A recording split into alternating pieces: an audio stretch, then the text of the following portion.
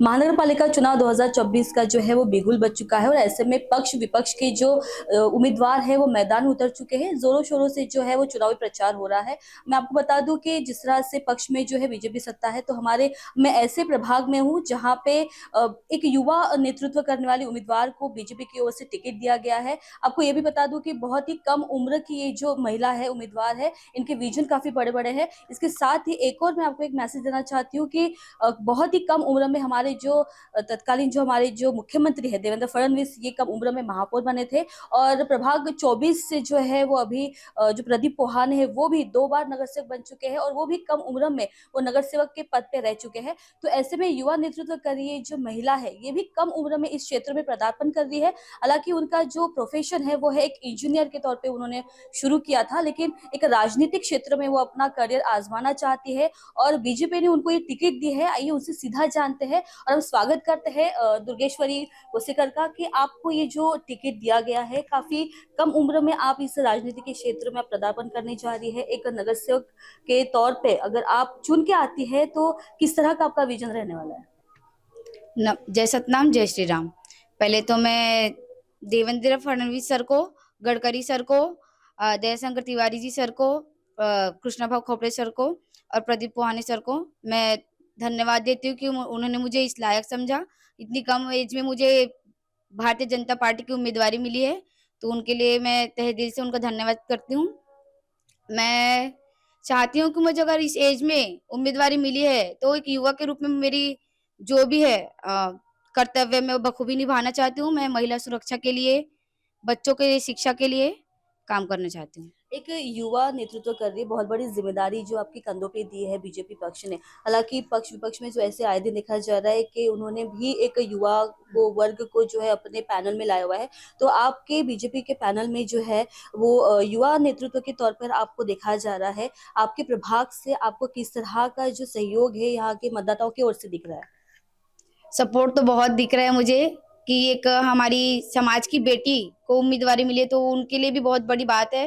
वो लोग मुझ पे गर्व कर रहे हैं, मुझे भी बहुत खुशी हो रही है कि मुझ पे उनको नाज है, मतलब उनकी बेटी को उम्मीदवारी मिली है और मुझे उन बेटी के रूप में ही देख रहे हैं और वो सपोर्ट भी कर रहे हैं। जैसे मुझे मेरे पेरेंट्स सपोर्ट कर रहे हैं, वैसे मेरे समाज के लोग भी मुझे सपोर्ट कर रहे हैं। बीजेपी ही क्यों चुना? मतलब उम्मीदवारी आपने अगर दाखिल की थी तो आपने बीजेपी को ही क्यों चुना? क्या आपका ऐसा पहले कभी आपने इसमें समाज कार्य किया है कि आपने बीजेपी से ही आपने टिकट की उम्मीद रखी थी? हाँ, मैंने बीजेपी से उम्मीद रखी थी क्योंकि भारतीय जनता पार्टी एक ऐसी पार्टी है जिन्होंने बखूबी जो बोला है वो करके दिखाया है कार्य। उन्होंने बहुत डेवलपमेंट किया है एरिया में, बहुत ही विकास किया है और जो बोला है उस पे वो लोग काम करते हैं, झूठा वादा नहीं करते हैं। आपके प्रभाग में किस तरह की समस्याएं हैं जो अभी तक सुलझाई नहीं गई है? तो सर्वप्रथम अगर आप बतौर अगर नगर सेविका चुन के आती है तो आपका प्राथमिकता क्या रहेगी? वैसे तो इस एरिया में बहुत डेवलपमेंट हो चुके हैं, बट कुछ-कुछ काम है जो अभी अधूरे हैं। ऐसा नहीं है, अधूरा नहीं बोल सकते, मतलब कार्य चालू है। बट अभी चुनाव आ गया तो सडन थोड़ा उसमें टाइम लग रहा है, बट वो चुनाव के बाद फिर से चालू होगा। तो जो भी कार्य रुके हुए हैं उसको मैं फिर से अच्छे से करना चाहूँगी। और कुछ ग्राउंड्स है जिस पे गार्बेज वगैरह सब, मतलब ऐसे लोग डंपिंग यार्ड समझ के उस पे कचरा फेंक रहे हैं, तो वो सब नहीं होना चाहिए, उस पे रिनोवेशन करवाना चाहती हूँ। आपके हिसाब से आपके प्रभाग के लिए नगर सेवक कैसा होना चाहिए? क्योंकि आप एक युवा नेतृत्व कर रही है। इसके पहले भी यहाँ पे नगर सेवक हो चुके हैं। हम 9 साल के बाद में हमारे जो चुनाव होने जा रहे हैं और ये जो प्रभाग है इसमें अविकसित क्षेत्र को अगर देखा जाए तो काफी ऐसी जगह पे है जो रास्तों का जो यहाँ पे है और निर्माण कार्य अभी भी अधूरा है, जो हो रहे धीमी गति से। तो आप किस तरह का देखते हैं कि नगर सेवक कैसा होना चाहिए? ऐसा नगर सेवक होना चाहिए जो बोले और कार्य करके दिखाए, अपने वचनों से बदले ना, झूठा वादा ना करे लोगों को। किस तरह का संकल्प लेके आप उतरी है? कुछ ना कुछ विजन होगा, कुछ एजेंडा होगा। जैसे बाकी के जो उम्मीदवार है वो कुछ संकल्प लेके उतरते हैं, तो आपके इस बार क्या संकल्प है? मैं एक टेक्निकल फील्ड से हूँ, तो मैं चाहती हूँ कि एक टेक्निकल तरीके से मैं अपने एरिया में कुछ काम कर सकूँ। बच्चों के लिए लाइब्रेरी वगैरह है, उनकी शिक्षा के लिए कुछ डेवलपमेंट्स वो मैं करना चाहती हूँ। जी। ऐसे कम उम्र में आप इस क्षेत्र में पदार्पण किया है, घर से आपको किस तरह का मतलब सपोर्ट मिल रहा है? क्योंकि बहुत बार ऐसा देखा जाता है कि माता-पिता देखते हैं कि बच्चों को जो है अच्छे खासे उच्च शिक्षित होने के बाद में अच्छे कंपनी में जॉब मिले, लेकिन बहुत कम ऐसे होते हैं कि जो पॉलिटिकल में नहीं देना चाहते हैं अपने बच्चों को। तो ऐसे में घर से किस तरह का सपोर्ट मिल रहा है? घर से मुझे पूरा सपोर्ट मिल रहा है, मेरी पूरी फैमिली मुझे सपोर्ट कर रही है। वो चाहते हैं कि अगर मुझे ये उम्मीदवारी मिली है, जनता का सेवा करने का मौका मिले, तो मेरी बेटी इस कार्य क्षेत्र में जाए और जनता की सेवा करे। ठीक है। नागपुर समय के माध्यम से आप मतदाताओं को क्या अपील करना चाहती है? कि जैसे ही आपको सबको पता है कि हमारी भारतीय जनता पार्टी विकास करने में बहुत आगे है, वो झूठे वादे नहीं करती है, जो बोलती है वो करके दिखाती है। तो मैं चाहती हूँ कि हमारे जो भी हमारा पैनल है भारतीय जनता पार्टी का, हमारे चारों उम्मीदवारों को आप अ, बहुत ही प्रचंड बहुमत से विजयी बनाए। मैं ये आप लोगों को विनती करती हूँ। तो ये थे हमारे साथ में दुर्गेश्वरी कोशिकर, जो बहुत ही कम उम्र में जो है ये इस उम्मीदवारी के लिए उन्होंने अपना नामांकन दिया हुआ है और प्रभाग 24 के लिए वो इस बीजेपी की ओर से उम्मीदवारी लड़ रही है।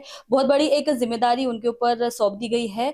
बीजेपी पैनल की ओर से जो है वो उनके ऊपर भी काफी ज्यादा जो है वो लक्ष्य केंद्रित किया जा रहा है कि एक युवा वर्ग होने के नाते वो एक इफेक्टफुली काम कर सके और किस तरह से लोगों की समस्याएं जो वो दौड़ दौड़ के कर सके, क्योंकि ऐसा होता है कि एक्सपीरियंस और अगर उम्र दराज के अगर उम्मीद आते हैं चुन के नगर सेवक, तो बहुत बार ऐसा होता है कि वो अपने हेल्थ की वजह से नहीं जा पाते हैं, डोर टू डोर वो जो जाते हैं वो नहीं कर पाते हैं। लेकिन एक पैनल ने इस बार जो है थोड़े से चेंजेस करते हुए युवा नेतृत्व को ये जिम्मेदारी दी है ताकि वो कमान अच्छे से हैंडल कर सके और घर घर जाकर जो समस्या है लोगों की वो सॉल्व कर सके।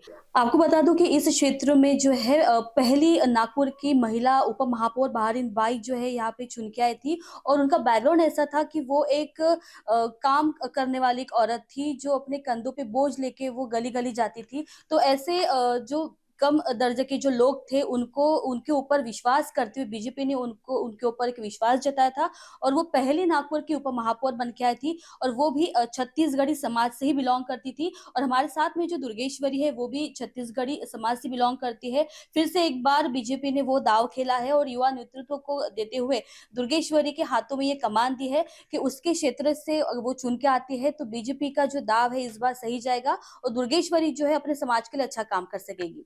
आप देख रहे हैं नागपुर समय, कैमरा पर्सन वीरेंद्र खोबरागढ़ के साथ रिंकू पांतावने, नागपुर। कोशिकर इस बार जो है चुनाव में खड़ी है बतौर नगर सेवक की उम्मीदवारी के लिए, क्या लगता है आपको कि चुन के आएंगी? चुन के आएंगे 100%। हमारा है उसके साथ 100% चुन के आएंगे। अगर नगर सेवक बनती है तो किस तरह के विकास कार्य की उम्मीद कर रहे हैं? काम करना चाहिए, चुन के आएंगे, 100% चुन के आएंगे। के एरिया में जो है अभी दुर्गेश्वरी खड़ी है तो आपका एरिया का कौन सा ऐसा भाग है जो विकसित नहीं हुआ है?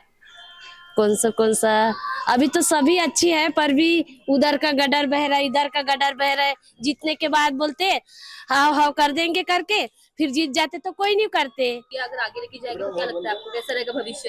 अच्छा ही रहेगा। क्या क्या उम्मीदें लगा के रखी आपने? अच्छे मतलब अपने बच्चों के लेके, मतलब सारी सुविधा, मतलब अपने बच्चों को देखते गली ये सब में मतलब अच्छा माहौल है। लड़की अच्छा करेंगी, आगे लेके जाएंगी सबको। समझदार है, अच्छी है, करेंगी।